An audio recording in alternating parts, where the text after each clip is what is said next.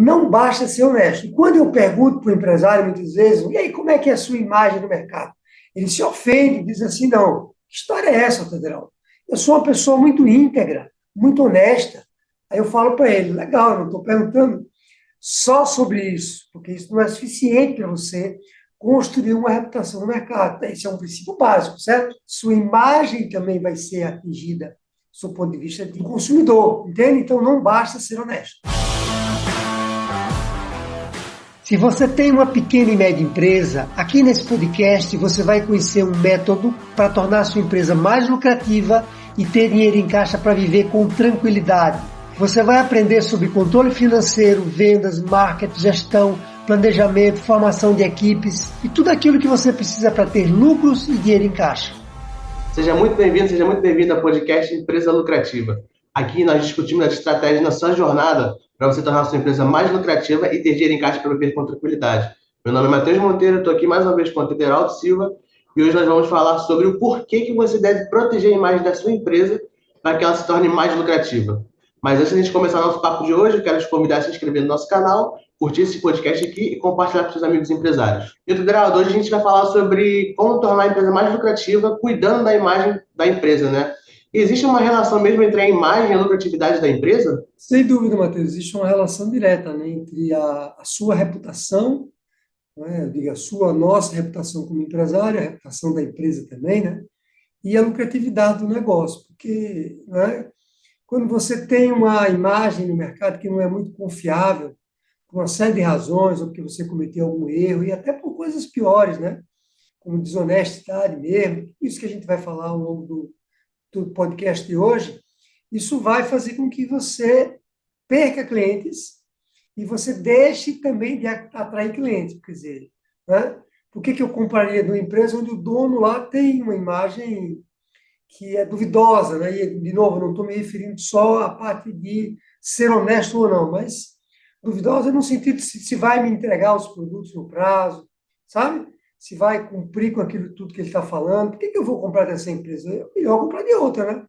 Que tem uma imagem mais confiável. Confiabilidade tem a ver com lucro, tem uma relação direta com o lucro, né? Quanto mais confiável é uma empresa, no sentido amplo da palavra, mais ela tem uma tendência a se tornar uma empresa lucrativa. Então, quando você arranha essa reputação, você vai repelir clientes, assim como você vai perder clientes que você tem dentro de casa, né?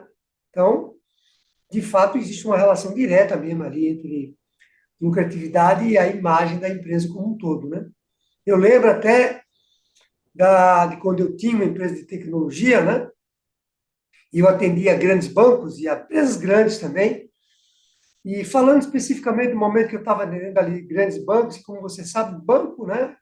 Quem está nos ouvindo aqui, os empresários que estão nos ouvindo também sabem, banco vive muito de reputação, de imagem, né? E quando você tem um banco que fala-se no mercado que ele não está indo muito bem, o que as pessoas fazem? A primeira coisa é ir lá tirar dinheiro do banco, porque, né, será que eu vou perder o meu dinheiro que eu tenho lá dentro? Isso acontece toda hora. Então, eu lembro que quando nós prestávamos serviço para banco, tinha lá um dos fornecedores, que não era o nosso concorrente, mas que atendia também aos bancos, que eu lembro que as pessoas comentavam que aquele fornecedor era um fornecedor que não cumpria muito o que dizia, sabe? Enrolava ali no dia a dia, e eu ficava me perguntando como é que esse cara, né, até aquele momento continuava fornecendo para um banco, se ele já tinha uma imagem ali duvidosa no mercado. A questão é que o produto dele era tão bom que às vezes as empresas estavam dispostas a contratar isso, mesmo sabendo que ele tinha uma imagem duvidosa. Porém, teve uma situação em que ele cometeu um erro tão grave, porque é uma cascata, né, Matheus? Você diz uma mentirinha hoje, amanhã você diz uma mentirinha maior, daqui a pouco você diz uma mentira grandona, e aí o cliente chega num momento que ele não, o limite vai embora, né? E aí eu lembro que ele realmente cometeu uma falha muito grande nessa história de imagem, e dali para frente ele não conseguiu mais vender para o mercado financeiro, para os bancos. Quer dizer, voltando à sua pergunta, né? Se você realmente. E aí a empresa dele, né, nem sei o que aconteceu com a empresa dele, mas provavelmente teve dificuldades financeiras e de lucro muito grande, né? Então, é preciso muito cuidado com isso. Interessante. Você falou sobre imagem, né? Mas eu queria saber, Tuderaldo, se reputação e imagem são as mesmas coisas? É o mesmo, tem o mesmo sentido? O que você pode dizer sobre isso? É exatamente a mesma coisa. Imagem e reputação, quando nós pensamos aqui no mundo corporativo, né? Uma empresa, é exatamente a mesma coisa. E aí, né, a imagem do dono e a imagem da empresa, quando nós estamos falando de uma pequena e média empresa, se confundem. Às vezes você não sabe direito quem é quem, né? Tanto imagem quanto reputação. Lembrando que é exatamente a mesma coisa. Mas como assim é o dono? Você quer dizer que se o dono tem uma reputação ou uma imagem ruim, a empresa também é afetada com isso? A lucratividade também dela não aumenta? É isso mesmo? É porque quando nós falamos de uma pequena e média empresa, o dono ele está muito próximo do cliente. Ele está muito próximo, né? Muitas vezes, inclusive, uma vantagem de uma pequena e média empresa é você estar próximo do cliente e conversar com ele diretamente, entender quais são as necessidades dele. Quantas vezes um cliente não. Muito cliente gosta de ser atendido quando ele vai numa pequena e média empresa pelo dono. De novo, esse é um diferencial, né? Então, essas coisas se confundem, porque às vezes você está vendo o dono ali, está vendo a empresa, muitas vezes a imagem do dono ela tem um peso maior do que a imagem da empresa, porque, sabe, está tudo meio que misturado. Quando a gente fala de uma grande empresa, isso não acontece, ou acontece numa proporção muito menor, né? Pouca gente sabe quem é o dono da Uber, até porque, quando se fala numa empresa americana, os donos estão pulverizados, são vários donos, são vários sócios, né? Talvez muita gente não saiba quem é o dono da Amazon, né? Claro que algumas pessoas sabem o que é o dono da Starbucks e por aí vai, né? Quem é o dono da Microsoft hoje? Será que ainda é o Bill Gates? Ou mudou? A gente não tem muito esse contato direto com eles. Numa grande empresa, quem é mais atingido pela reputação, muitas vezes são os executivos, que estão ali, os gerentes, que estão atendendo o cliente, sabe? E não os donos. Já numa pequena e média empresa, não. Isso... E aí você tem que ter um cuidado muito grande, porque quando você atinge a imagem da empresa, por exemplo, quando um funcionário seu faz uma bobagem, e isso atinge a imagem da empresa, alguém vai dizer, tá vendo? Ó, lá o Hotel Heraldo não capacita bem os funcionários dele. Imediatamente ele vai falar do nome da empresa, o nome do dono da empresa, por exemplo, né? E eu citei meu nome aqui como até apenas como exemplo, né? Assim como quando acontece com o dono da empresa, você foi lá e o dono lhe atendeu mal. O que é que você diz? Puxa vida, essa empresa não pode prestar, né? Porque se nem o dono lhe atende bem, quanto mais o resto da empresa. Entende? Como essas coisas estão misturadas e aí você tem que ter um cuidado realmente redobrado. Interessante. E você acha para ter uma boa reputação, o dono da empresa basta ser honesto com seus clientes, seus amigos, fornecedores, ou não? Ele também tem que ter uma boa vivência entre ele e os seus colaboradores dentro da empresa? Infelizmente não, Matheus, porque vamos dizer assim que a honestidade é um princípio básico e quando você traz esse princípio básico, você estaria atingindo a sua reputação no máximo, porque né, só uma pessoa desonesta iria comprar de um fornecedor desonesto. Será que você ia comprar de um fornecedor desonesto? Será que você ia prestar serviço, você como fornecedor, para alguém que você sabe que é uma pessoa desonesta? Desonesta no sentido amplo, né? Não só de dinheiro, mas de coisas até piores mesmo, né? Como aconteceu aí com a história da corrupção no Brasil, né? Como acontece não só no Brasil, mas acontece no mundo como um todo. Então, isso vamos dizer que é o ápice. Mas isso não é suficiente. E aí é interessante essa sua pergunta, porque não basta ser honesto. E quando eu pergunto para o empresário, muitas vezes, um aluno ou um empresário que me segue e eu falo para ele isso, ele estranha, porque a primeira coisa que ele diz para mim, quando eu pergunto assim para ele, e aí, como é que é a sua imagem no mercado? Ele se ofende, diz assim, não, que história é essa, Federal? Eu sou uma pessoa muito íntegra, muito honesta. Aí eu falo para ele, legal, eu não estou perguntando só sobre isso, porque isso não é suficiente para você construir uma reputação no mercado. O que adianta? O que adianta, né? Lembrando que quando eu falo o que adianta, isso é um princípio básico, certo?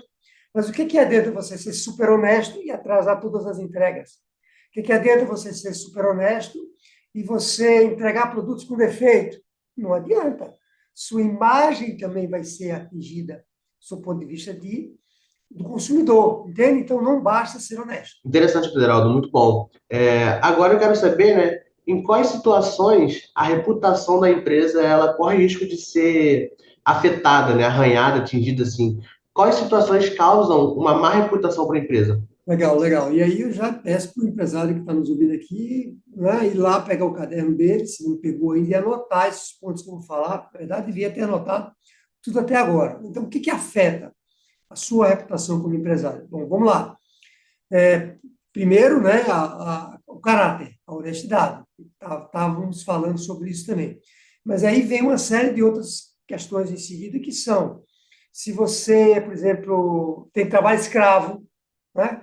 E as grandes empresas têm sido atingidas cada vez mais com o trabalho escravo, mas as pequenas também. Às vezes acontecem em empresas, eu não diria pequenas, mas empresas de médio porte. Então, se você tem algum tipo de trabalho, e eu não estou nem falando da lei trabalhista, estou falando da sua reputação junto ao mercado.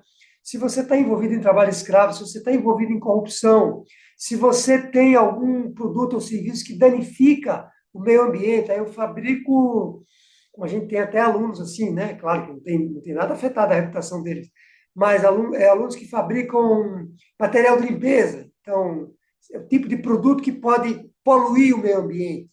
Então, isso vai também atingir a sua reputação se você for apanhado sem cuidar dessa questão adequadamente, né? Atraso em entrega afeta demais a reputação, porque as pessoas não toleram atraso. Um cliente até admite, inclusive nós gravamos um podcast sobre isso, que, né, relacionado a atendimento a cliente. O cliente até admite uma vez que você atrasa, uma vez ou outra, mas ele não tolera isso de forma repetida, né? Alguém que está nos ouvindo aqui pode dizer assim, mas que bobagem, não é bobagem. Não é bobagem, né? Se você quer se diferenciar da concorrência, se você quer ter um atendimento impecável e não quer atingir essa reputação, você sabe quantas vezes você tem que atrasar para o seu cliente? Nunca. Não atrasa nunca para ele. Dê um prazo que, né, seja seguro para você e para ele. Ah, mas eu vou avisar antes que vai atrasar. Tá bom, já diminui o tamanho do problema. Mas se você avisar 10 vezes, porque 10 vezes você vai atrasar, não vai adiantar, porque o pavio dele vai. Então, atraso é muito ruim, produto com defeito. Quando você entrega um produto ou um serviço que não está correto, que tem algum defeito, né? De novo, seja um produto ou seja um serviço, você também, quando você repete isso, o cliente vai tender a não querer comprar mais de você, não porque ele não gosta de você, mas porque ele vai dizer assim, mas ele sempre me entrega alguma coisa com defeito, ele sempre faz alguma bobagem, e por aí vai, né? Uma série de... Quando você diz uma coisa e faz outra, e quantas vezes a gente diz uma coisa, né? E faz outra. Ah, não se preocupe que eu vou lhe entregar dia tal e vou lhe entregar com essas especificações. Aí esquece. Simplesmente esquece. Não agiu por mal, mas e daí? Você vai afetar a sua reputação. Imagina alguém que esquece do cliente. Então, uma série de fatores, desde os mais graves, como esse que eu falei, até aqueles, Matheus, que a rigor não são tão graves. Vamos voltar ao... Quer dizer, depende, né? Depende. Pode não ser grave, dependendo da situação, mas se você, cliente, depende da entrega do seu fornecedor para você entregar o produto para o seu cliente, o seu fornecedor atrasa, você pode perder um cliente, você pode perder lucro por conta do seu fornecedor. Então, né, é grave também. E por aí vai. Então, são esse acúmulo, né, de problemas que vão esgotando ali o cliente, que tem uma hora que ele não quer nem mais ver você na frente dele, né? É verdade. Além desses quesitos que você falou, né, desses acúmulos, você crê que questão estrutural da empresa, vamos dizer assim, uma empresa um pouco maior, é, também limpeza, instalação das empresas, você acha que também interfere na questão da reputação da empresa? Sem dúvida, sem dúvida. A imagem, né, a imagem, sob o ponto de vista mais físico, e quando eu digo físico, vou comentar aqui também, físico também digital, né? Ela é fundamental. Eu lembro que uma vez eu fui visitar a Honda, né, que era um cliente que eu tinha quando eu tinha a empresa de tecnologia, eu fui fazer uma visita dele como cliente. Fui lá fazer um atendimento.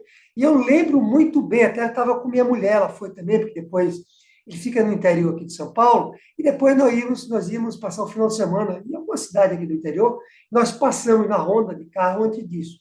E eu lembro muito bem que ele falou: você está com sua esposa aí, né? Tá, ela ficou lá na sala de espera.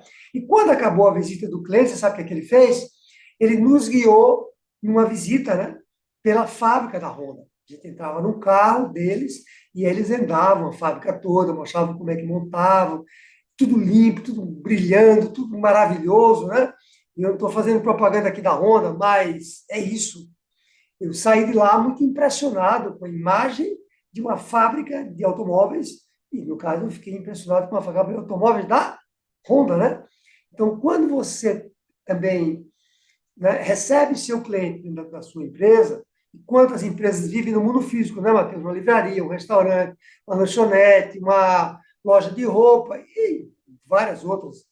Você precisa ter muito cuidado com o seu ambiente. Às vezes você vai num restaurante, vai em qualquer lugar, né? Só restaurante também, tá, a parede está mofada, a cadeira está com um buraco, e sei lá, né? Eu já fui num restaurante na hora do almoço, ó, parece loucura que eu vou falar, na hora do almoço, num restaurante aqui em São Paulo, um restaurante bom, e saiu uma barata andando de uma parede para outra, de dia. Imagine de noite. Então, você acha que eu voltei nesse restaurante? Claro que eu não voltei, né? Se ali no salão era desse jeito, imagine na cozinha. Então, a imagem é muito importante. E aí vamos lá. A imagem é importante não só nesse mundo físico da loja, mas também nesse mundo digital que estamos aqui, eu e você conversando, né? Porque o que eu digo para os meus alunos, e estou dizendo para você que é aluno que está me ouvindo aqui, ou não, é alguém que só me segue na rede social, que a sua imagem também, aqui, como você se apresenta de frente para a câmera, né? Ela é fundamental também para que isso aumente ou diminua a sua reputação. Quando eu dou aula, Matheus, a primeira coisa que eu faço com os alunos é pedir para eles melhorarem a resolução da câmera, para eles melhorarem a iluminação, porque quantos deles não entram na live, na aula, né, com a luz aqui atrás, com a luz na cabeça, com, sei lá, com a câmera na vertical, acho que é acostumado com o Instagram, em vez de estar com a câmera na vertical. Eles, às vezes, estão assim, ó, entram assim, lá para baixo, ou estão assim, de lado, e por aí vai. E eu digo para eles, vocês precisam construir uma imagem. O mundo mudou, eu falo para eles. A imagem agora é muito, cada vez mais frequente aqui no mundo digital, né? Você vai atender um cliente também lá na frente aqui. E você precisa ter cuidado com essa imagem da sua empresa, né? Lembra que eu falei que confunde? Nesse caso é o dono, mas o cara vai dizer: puxa vida, esse cara é dono de um restaurante e tá aí com essa câmera toda apagada, tudo escuro, ninguém vê, mal vestido, né? E por aí vai, entendeu? Eu vou nesse restaurante, será que eu vou? Você entende como essas coisas estão interconectadas? Então, é uma pergunta excelente. É verdade. Você citou o exemplo do restaurante, né? Eu fui numa padaria esses dias, até lá no Rio mesmo, né? Nem aqui na cidade onde eu moro, em Cabo Frio, trabalho na capital. E aí eu pedi lá para a moça pão, queijo, presunto, e quando ela foi cortar o queijo e presunto na máquina, a parede atrás da máquina é toda suja, preta, parecia ser um tipo de graxa e tal. E a padaria em si era recém-inaugurada, nova. Aí tinha essa parte preta da parede, a parte descascada, eu falei, pô, padaria nova, assim, bonita até, assim, a estrutura boa, produtos bons, mas a estrutura em si, o físico da padaria, passa uma imagem ruim. Eu falei, cara, não volto mais aqui porque, pô, é feio. Pode ser bom, pode ser gostoso, mas é feio, entendeu? Então, tipo assim, querendo ou não, passa uma imagem ruim pro consumidor, né? Então, mediante isso que a gente conversou aqui, que a gente tem falado, a imagem da empresa, então, é uma questão muito valiosa, né? Eu tirei por mim que a imagem é muito valiosa e isso influencia bastante na lucratividade, certo? Sem dúvida, seu exemplo é muito bom. Eu diria que a imagem da empresa, nossa reputação, né, quando eu falo nossa, da minha empresa, tudo junto, ela provavelmente é o bem mais valioso que a gente tem. Você sabe por quê? Claro, sem desmerecer os outros todos, né, os funcionários, o caixa da empresa e outras coisas mais. Mas porque você, vamos pensar o seguinte: se você perder tudo que você tem, se você tiver uma boa imagem no mercado, uma boa imagem mesmo, reputação, né? você provavelmente recupera aquilo que você perdeu. Porque você já alcançou aquilo por alguma razão, você sabe como chegar lá, só que, sei lá, aconteceu algum incidente na sua vida e você perdeu o que você tinha.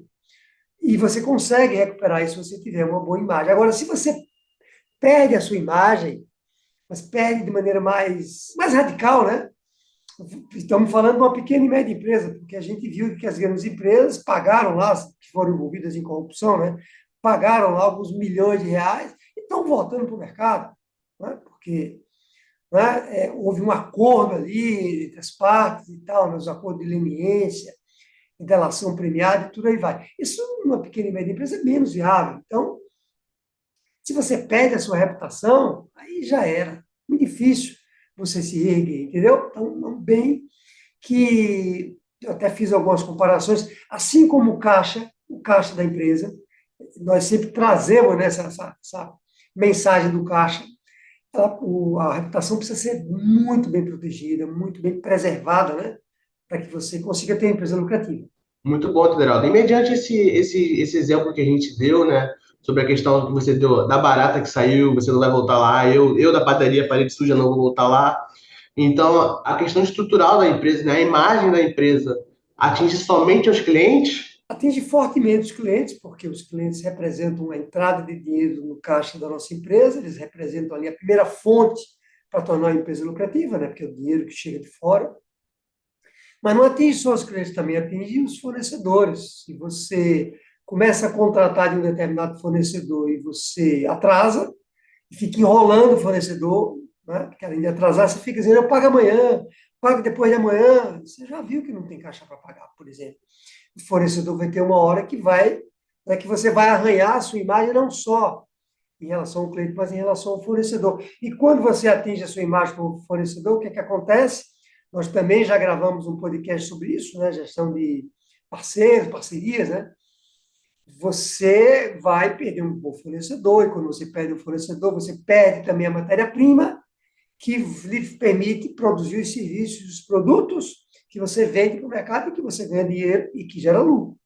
Além do mais, o fornecedor, se já lhe dava algum prazo, né, entre o pagamento da parcela para ele, o fornecedor lhe vende hoje um lote de matéria-prima. Ele lhe dá um prazo de 10 dias. Esse prazo é fundamental para você ter lucro, porque você tem que repassar isso para o seu cliente ainda. Ao invés de 10 dias, se ele der 30, é melhor ainda. E como é que você conquista essa relação com o fornecedor? Adivinha? Com confiança. Ele vai entender que você vai pagar para ele. É, você não paga, e aí? Você acha que ele vai querer agora lhe dar um prazo de 30 dias? Não vai. Ele vai querer que você pague adiantado. E aí você não perde toda a sua manobra, você entende? Entre o pagamento, entre a saída do dinheiro do caixa e a entrada quando você vende para o seu cliente. Então, é muito ruim para a lucratividade quando você afeta a sua imagem também em relação aos fornecedores. Vamos falar dos funcionários agora? Imagine que você também afeta a sua imagem internamente com os seus funcionários. Como é que você afeta a sua imagem com os seus funcionários? Ora, dizem que ninguém gosta de trabalhar num ambiente que falha, entendeu? Qual é o funcionário? Me diga uma coisa, qual é o funcionário que gosta de trabalhar num ambiente onde ele vê que o dono está enrolando o cliente, está dizendo que vai entregar no prazo e não vai, está dizendo que o produto está com defeito e diz lá para o funcionário, entrega assim mesmo, ele não vai nem ver. Qual é o funcionário que quer trabalhar numa empresa dessa? Ele só trabalha se ele não tiver opção. Então, você também está arranhando a sua imagem em relação aos seus funcionários, entende? E aí, sabe o que é que vai acontecer? Os melhores, que têm mais opção no mercado, que são aqueles que você não poderia perder, vão embora. E quando você perde um funcionário bom, o que acontece? Você diminui seu lucro. Ora, você levou anos, às vezes anos, para você treinar um funcionário, deixar ele pronto, né, preparado, naquele momento em que ele é mais lucrativo para a sua empresa, porque ele é produtivo, aí você faz uma bobagem, quando não faz uma bobagem direta com o funcionário, né, Matheus? Diz para ele, não, não se preocupe, que para o mês você vai ter aquela promoção. Aí você, ó, mês que vem, faz de conta que esqueceu, não dá nenhuma satisfação para o funcionário vai dizer, esse cara, não posso confiar nele. A primeira oportunidade dele vai embora. Então, estamos falando aqui de novo de quê? de lucratividade. Você perde funcionário bom, você perde lucro. Então, sabe? É, parceiros também estratégicos que você tem, quer dizer, todas as pessoas que você se relaciona como empresário, você vai atingir a sua imagem com eles e vai, com isso, ter menos lucro. Entendi. Faz total sentido o que você falou, né? Eu não tinha esse pensamento sobre a questão de que também atingiria funcionários e, de fato, olhando os exemplos que você deu, realmente faz sentido é ver que não ficaria numa empresa onde o patrão enrolaria o cliente dele. De fato, é muito real isso. Agora eu quero saber na sua jornada como empresário, Federaldo, como você lidou com a sua imagem, reputação, a sua imagem da sua empresa, como que funcionou isso na sua vida, assim, na sua carreira? Veja só, Matheus, falando da minha história e da história de quem está nos ouvindo aqui como empresário e empresária, a reputação ela é construída por camadas. Você imagine que são camadas que você vai colocando em você mesmo, né, e na sua empresa, ao longo do tempo, ao longo dos anos, e isso é que vai construindo uma reputação, tanto em você, na pessoa física, né, empresário, e também na pessoa física, tanto você como na sua empresa. Eu falo na pessoa física, que você deve entender muito bem o que eu vou dizer agora, mas quantos amigos a gente tem que são amigos, que estão numa roda ali, e você já sabe que aquele cara ali é um mentiroso, é seu amigo, mas é um mentiroso de mão cheia, ele mente. Se você passa 2 horas com ele, 1 hora e meia é mentira. Então, você já sabe que a reputação dele. Aí você fica pensando assim: se esse cara me oferecer um negócio amanhã, uma parceria, será que eu vou? Provavelmente eu não vou, eu mesmo não iria. Então, de novo, né, como essas coisas se confundem. Então, é por camada. A primeira camada que constrói a nossa reputação é a família, quer dizer, todos os valores que nós recebemos ali dos nossos pais, né? Pai e mãe, principalmente, se eu tenho um irmão mais velho também, né? Isso é fundamental para a reputação que eu vou construir ao longo do tempo, né? Pais que mentem para você, pais que mentem para você, eles vão dizer para você que a mentira é uma coisa comum, né? Eu me lembro que meu pai me dizia o tempo todo: eu não vou mentir para você, mas eu vou ser mais duro, né? Porque já que eu não vou mentir. Então, eu nasci num ambiente em que a mentira, ele até dizia assim: em algumas situações você pode até mentir. Numa situação mais extrema, né? A gente pode mentir, claro, né? Mas em situações se diz que de vida ou de morte, né? Que você ali. Mas fora isso, eu nasci com esse princípio de que a mentira não é uma coisa boa, sabe? Não tem aquele ditado que mentira tem perna curta, e tem mesmo. Quando você mente, você agora tem que lembrar de que você mentiu, né? Senão você vai ser apanhado na mentira lá na frente. E outros princípios mais que eu tive em relação à minha família, de honestidade, de não ficar com as coisas dos outros. Sabe aqueles princípios que são formados ali na infância? Essa é a primeira camada que eu diria que na minha vida foi fundamental para eu ser o empresário que eu sou hoje. Não só a pessoa que eu sou, mas o empresário que eu sou. Eu não tolero mentira na minha empresa. A gente não mente aqui para o cliente. A gente não mente para o cliente. O que eu posso fazer, se o cliente me faz uma pergunta que eu não quero responder para ele, eu digo para ele: essa pergunta a gente não revela. Essa é uma pergunta reservada à empresa. Mas eu não minto para ele. Eu digo a mesma coisa para um funcionário meu. Às vezes o funcionário meu está conversando com um cliente e o cliente, sendo indiscreto, ele pergunta: e sua empresa está faturando quanto? Olha, só quem pode falar isso, e se eu tiver que falar, sou eu, não um funcionário meu. Então, o que é que eu digo para o funcionário? Não minta. Não diga assim: não sei quando é que eu faturo. Ou invente, jamais, né? Invente um número. Você diz para ele: essa informação que eu não posso falar. Então, voltando. Primeira camada é a família, segunda camada é a escola, né? As escolas que eu frequentei foram escolas que meu pai e minha mãe sempre tiveram muito cuidado em me colocar. E depois a empresa ou a primeira empresa que você trabalhou, ou as empresas que você vai abrir, né? Tem muita gente que já começa como empresário e você pula essa camada, que seria a camada de você, não criar valores dentro de uma empresa. Eu tive também a oportunidade de trabalhar durante muitos anos como executivo numa grande empresa de tecnologia e que tinha muitos valores nesse sentido, mas muitos, sabe? E aí isso me ajudou também como eu falei, né, Matheus, a acrescentar mais uma camada.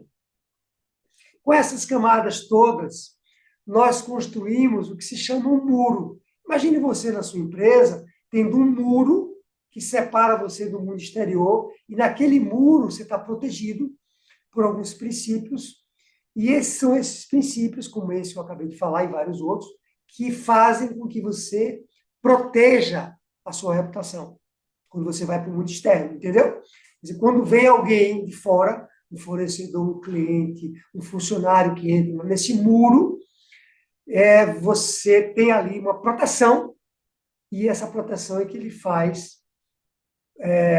ter uma imagem, uma reputação que se mantém no mercado de uma forma geral, né? E só para fechar essa história, né, que eu estava falando aqui agora, o que nós precisamos fazer é ser éticos, né? E ser ético, pegando lá uma tradução bem simples de nós entendermos o que é ser ético é fazer as coisas certas. Faça aquilo que é certo, que com isso você vai ser ético. Então, é certo você dizer para um cliente que você vai entregar em 10 dias, quando você já sabe que você não vai entregar em 10 dias, se você vai entregar em 20, não é certo você fazer isso. É certo você não ocupar a vaga ali do estacionamento que é para pessoas deficientes, se você não é deficiente, mas não é certo. Você sabe que está fazendo a coisa errada. E por aí vai, né, Matheus? É certo você destratar um funcionário seu, gritar com ele, humilhar ele, também não é certo. Isso vai também atingir a sua imagem como empresário, e por aí vai. Ser ético, eu sempre digo, basta que se seja ético no sentido amplo, não só de honestidade, mas também como prestador de serviço. Também é isso que você falou agora, esse último complemento, é aquela questão que a gente vê, né?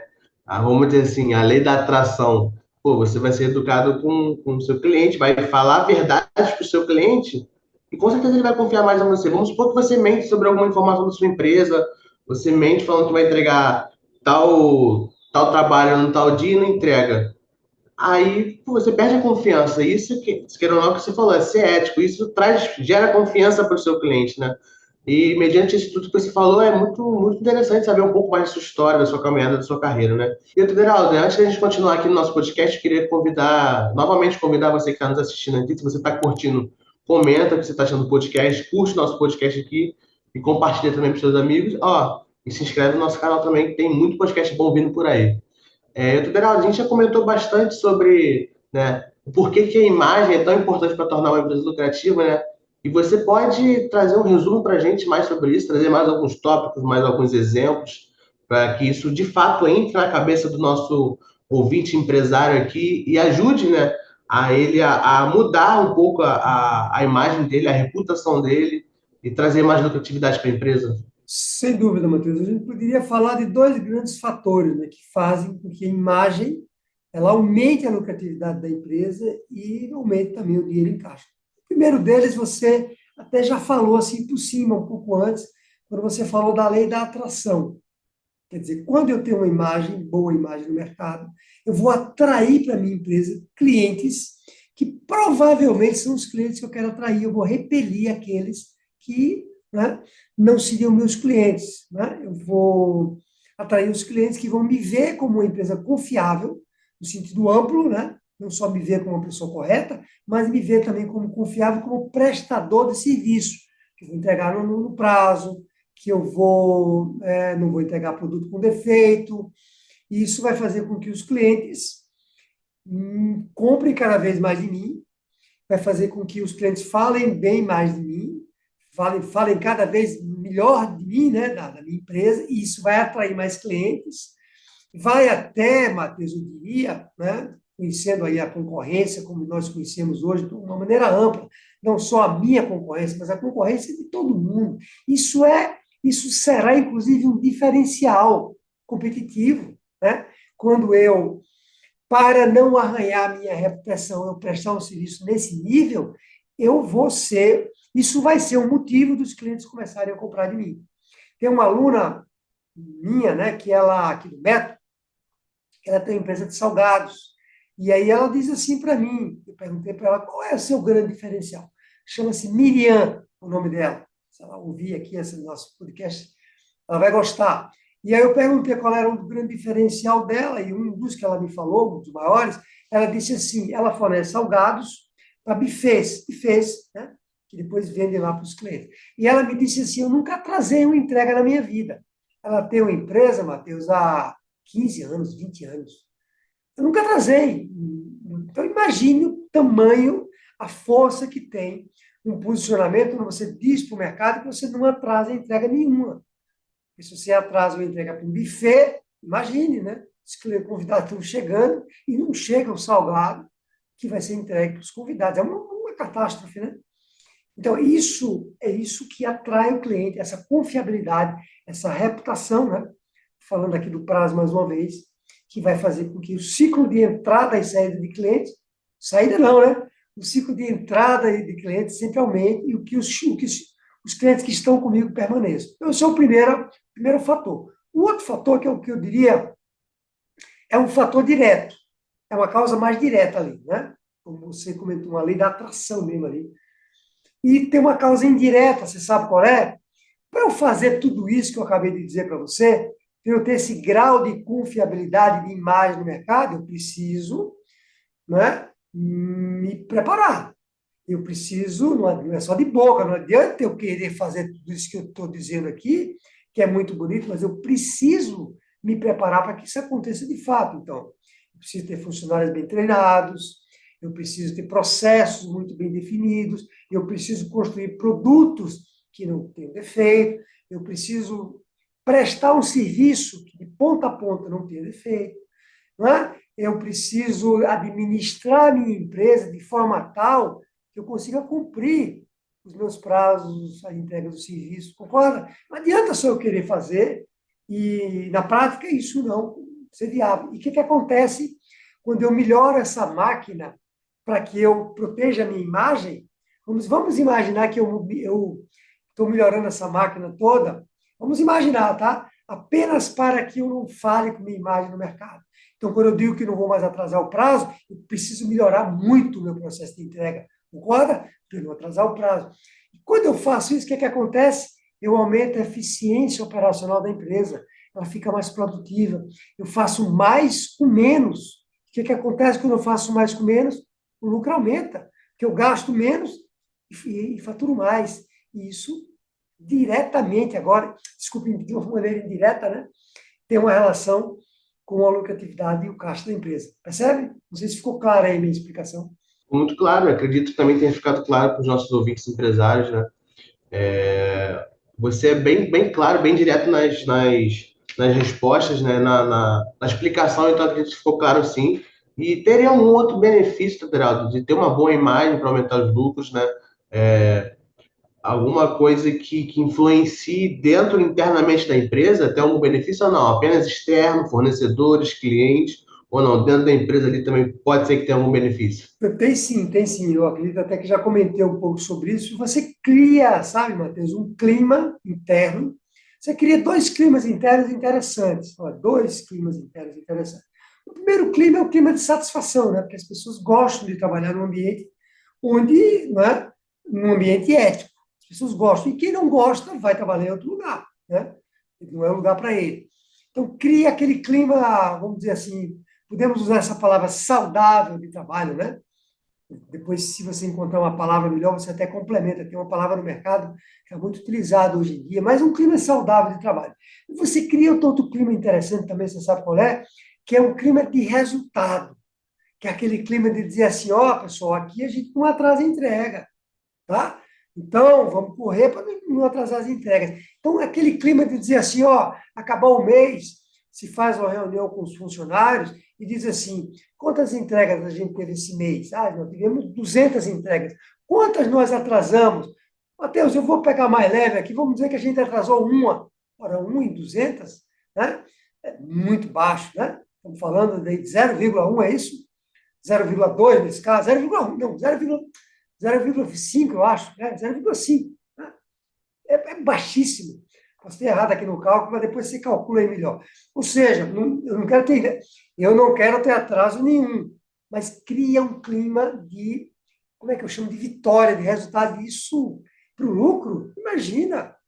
uma empresa que tem um clima bom de trabalho, um clima saudável e, ao mesmo tempo, tem um clima de geração de resultado, ela tem tudo para ser uma empresa muito lucrativa e ter dinheiro em caixa. Concorda? Concordo com certeza. É aquilo que você falou, né? Uma outra palavra legal que encaixa nisso é um clima agradável, né, entre os colaboradores. Então, de fato, quando você está ali na mesma sintonia com seus colegas de trabalho e o clima bem legal, a gente consegue entregar um melhor resultado. Mediante a isso, entregar os trabalhos dentro do prazo, né? E eu tô Bernardo, como que a gente constrói, né? Agora quer entrar no âmbito do how to, né? Como que você pode ajudar aqui os empresários, né? A construir e perseverar uma reputação que gera mais lucros? Bom, veja, a primeira coisa que você tem que fazer é construir aquele muro que eu comentei inicialmente. Lembra do muro que eu falei que é feito por camadas? Nesse caso, você está trazendo pessoas que você não sabe qual é a origem delas, só por vista de formação familiar, escola, né? Nós não temos controle sobre isso, nós temos controle sobre a nossa própria vida como empresário. E aí você precisa construir nelas uma mentalidade que é a mentalidade que você tem. Por isso que aquela camada que você construiu antes é muito importante. Você precisa aculturar as pessoas, não é, num modo de trabalhar, no modo de se comportar, no modo de agir, que é um modo ético. De novo, lembrando que ético, não estou falando só de honestidade, estou falando de ético no sentido de prestar um serviço de primeira linha, para que as pessoas entendam que naquela empresa que elas estão entrando, e elas entendam isso desde o primeiro minuto, Matheus, que elas são, aliás, eu ia dizer que elas entendam desde o primeiro minuto que elas entram na empresa. Aliás, antes disso, né? Que elas entendam na seleção. Uma das perguntas que precisa ser feita na seleção é uma pergunta assim, ó. Me diga uma coisa, se o cliente lhe perguntar que se você vai entregar o produto hoje, você já sabe que não vai entregar, você diz o que para ele? Aí você, dependendo do que o cliente, dependendo da forma com que ele lhe responder, você vai saber se você está com a pessoa certa ou não, para trazer para a sua empresa. Estou dizendo que é a pessoa certa ou errada para outras coisas, né? Entende? Então, a primeira coisa é você trazer essa pessoa. Eu até vou reformular. Vamos imaginar que o muro já está construído, porque já está construído, né? Sua empresa já existe. Você está trazendo uma pessoa nova para a sua empresa. Você precisa aculturar ela nas fronteiras que existem na sua empresa. Ah, essa é a primeira coisa. Se você não fizer isso, não adianta você fazer treinamento técnico. Porque na primeira falha que houver, na primeira tentação, vamos usar essa palavra tentação, na primeira tentação que houver, a pessoa vai falhar. Vai falhar, inclusive, com você. Você vai perguntar para ela, e aí, aquele projeto está em dia? Porque eu vou dizer para o meu cliente, viu? Como é que está aquele projeto? Ele vai dizer, está em dia. O funcionário dizendo para você, está tudo atrasado. E você vai dizer para o cliente que está em dia, e o funcionário falhou com você, você vai falar para o cliente. Então, tem que aculturar. É a primeira coisa que a gente tem que fazer na empresa, tá? Uma vez você cumprindo essa primeira parte, né, relacionada à cultura da sua empresa, aí é a gestão, é a administração do negócio, como nós falamos ali na uma outra pergunta que você fez, né? É você garantir com que a máquina da empresa, tá, a partir de treinamento constante, Matheus, né? Permanente, incansável com seus colaboradores, para que eles fiquem cada vez melhores. É a partir de processos que você vai documentar, é a partir de falhas que você vai, não é corrigir ali no produto para que você não entregue um produto com defeito. Ah, mas o meu produto já tem um defeito, então corrija. Se o produto já tem defeito, você vai continuar entregando com defeito? Corrija, né? Para que a máquina fique capaz de você cumprir aquilo que está na sua cultura da empresa. Então, o segundo ponto é esse. É só isso que você precisa fazer para que você, né, considerando que você já construiu essa camada em casa, lembra? Você já construiu. Se não construiu, dê um passo atrás, construa, se conscientize, ouça esse podcast aqui 2.000 vezes e aculture a sua equipe nessa linha, né? É verdade. E é bom também, Geraldo, passar para os nossos ouvintes, né, nunca esquecerem, né, que a reputação leva dezenas de anos para ser construída, né? A gente demora a construir a reputação, mas que num vacilo, numa noite, da noite para o dia, você pode perder essa reputação Depois podem ser que clientes confiem novamente, outros não, outros demorem a confiar.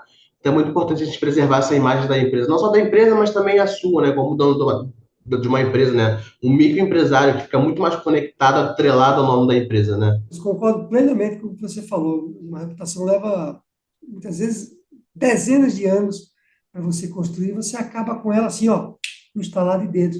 Tem um caso, né, que não é tão recente, mas muito conhecido no nosso mercado, que é o caso da cervejaria Bach, eu acho que chama Bach, que é uma cervejaria mineira, que uma cerveja muito boa, a cerveja já tinha muitos anos, eu acho que mais de 10 anos que estava no mercado, a qualidade deles é excelente, mas não se sabe por que ainda exatamente o que aconteceu, mas algumas pessoas consumiram essa cerveja e ela estava, esse um determinado lote estava envenenado, né? Eu vou usar essa palavra envenenado, porque não sei, não sabemos exatamente o que aconteceu. Fala-se até que pode ter sido um funcionário, né, que foi demitido da empresa, que colocou lá algum produto, mas fala-se também que pode ter sido alguma falha mecânica mesmo ali nas misturas, e várias pessoas vieram a falecer. Não foi uma só pessoa.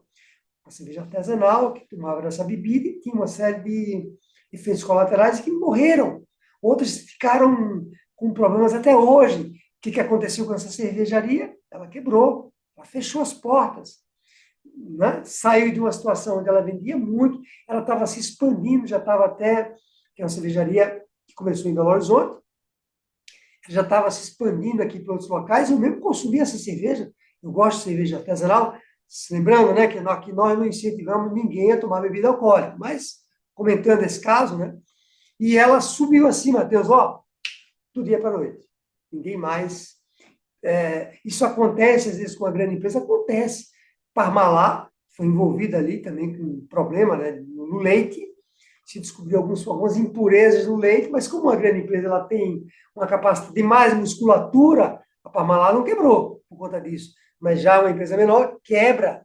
Já você que está me ouvindo aqui, pequeno e médio empresário, se for apanhado numa situação como essa, sua reputação, ó, desaparece do dia para a noite. A gente tem um exemplo agora recente, né? Não sei se você ouviu falar, eu nem vou falar a marca aqui, mas um molho de tomate que a Anvisa mandou para a fabricação, recolher por conta de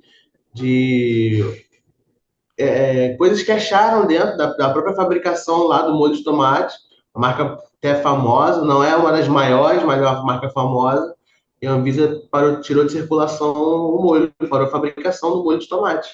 Então é aquilo que a gente fala, né? A reputação da empresa com o cliente, ainda mais uma empresa assim, que já é grande, já está no mercado, para depois voltar depois e as pessoas confiarem nisso, fica complicado, né? E qual o maior erro dos empresários, Federaldo, quando eles tentam preservar a imagem da empresa? Veja, o maior erro é isso que eu comentei ao longo do podcast, ele achar que a honestidade basta, né? Que eles inclusive, ficam chateados comigo, irritados, mas eu sou uma pessoa honesta. Eu falo para ele, mas não estou falando disso só. Aquela pergunta que você fez, lembra? Se ser honesto basta, o maior erro é esse. Federaldo, bom, a gente está chegando ao fim do nosso podcast aqui hoje, né? Uma conversa muito legal, muito interessante. Eu tenho certeza que tem virado uma chave na cabeça dos nossos ouvintes aqui, né, empresários, que é com relação, né, à imagem deles atrelada à imagem da empresa, e só a imagem da empresa, né? Automaticamente o nome dele está atrelado à empresa, então as pessoas conhecem o dono da empresa, conhecem esse empresário, né?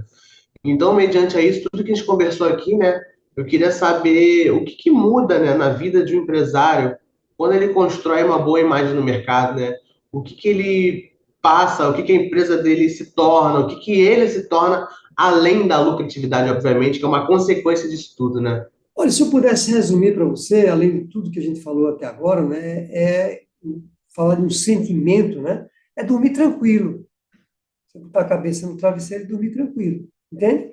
Sabendo que você está sendo correto no seu dia a dia, com seus funcionários. Veja, tem coisa melhor, Matheus, você acabar o dia, você saber que você foi correto, que você cometeu erro, claro que comete erro, mas você foi correto no muro, nos princípios com seus funcionários, com seus clientes, com seus fornecedores.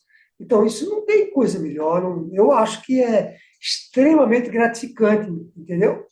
esse sentimento de dever cumprido e de dormir tranquilo. Muito bom, Adriano. Além de dormir tranquilo, né? É aquilo que a gente conversou lá durante o podcast, né? É, a questão dos seus funcionários, dos seus colaboradores, né, estarem num clima ali agradável, né, entre eles e tornando automaticamente a sua empresa uma empresa séria, com compromisso com o seu cliente, automaticamente tornando o quê? A sua empresa lucrativa, né? Que é o nosso ponto aqui principal do nosso podcast, né? Tornar a empresa lucrativa. E, bom, infelizmente a gente está acabando o nosso papo por aqui. Espero que vocês aqui, ouvintes empresários, tenham gostado do nosso bate-papo de hoje. Peço para que se inscrevam no nosso canal, curtam esse vídeo aqui, esse podcast. Deixem nos comentários o que vocês acharam do podcast de hoje. A gente se vê no próximo papo. E, ó, tem podcast vindo por aí muito, muito legal, tá? Só aguardem.